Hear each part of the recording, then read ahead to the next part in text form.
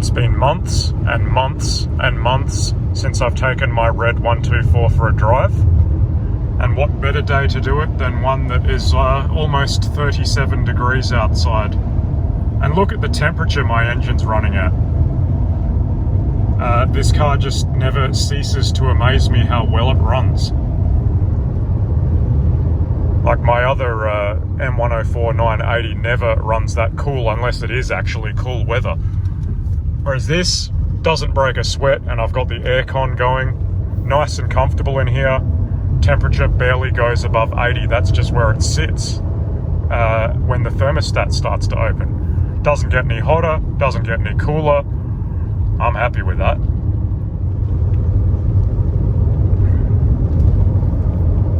But yeah, I'm really happy with how this car runs. No real point to this video other than giving this car some long overdue exercise. I really need to do something about my property because getting this car out now is far too much effort for something that is supposed to be a pleasure.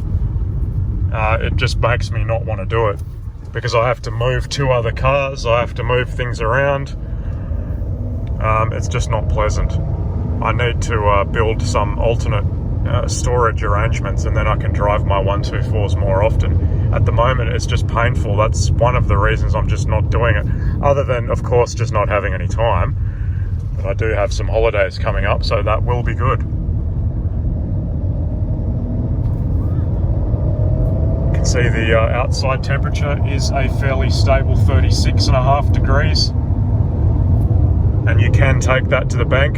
It is freaking hot today, but my 124 very comfortable.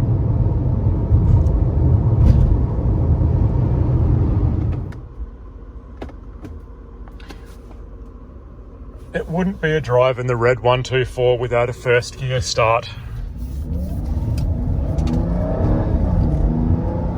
I didn't floor it, as you heard. It upshifted too quickly.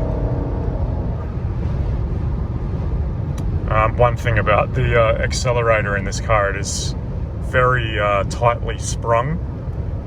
The original throttle closure springs are no longer available. I actually found something that was kind of similar and put it on there, so it does actually give you a leg exercise driving this thing around because that accelerator pedal is so damn stiff. But, you know, kind of makes you drive more sensibly as well. If it was all too easy to press, you'd be tempted to just floor it all the time. And look at that 1 horsepower transport device. Slightly less than my 124.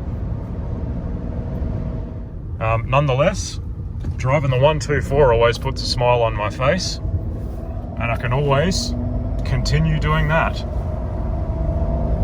And no doubt, a little bit more often, because I won't have to be doing the work hours so often. Back on the subject of my 124, if you're not aware, this does have the H&R lowering springs, and obviously 17-inch genuine AMG monoblocks that were restored, and a 3.2 litre crankshaft and second oversized pistons with a custom machined block and fully rebuilt cylinder head and automatic transmission, and basically everything else.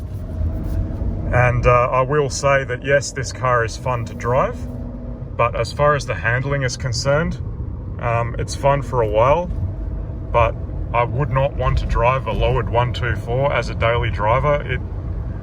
It kind of gets annoying after a while, and I'd honestly prefer driving my other 124 with its factory type suspension, although that's all new.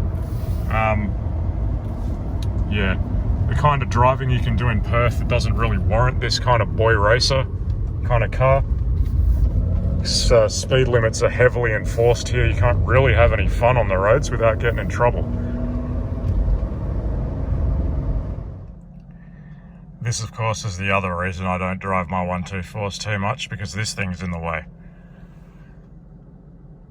And this is rather unpleasant at the moment because the AC in this car has a leak. I have not addressed that yet. I really haven't done anything on this car yet. Yeah. So yes, I do need to correct my storage situation so I can actually get some of these cars out to drive.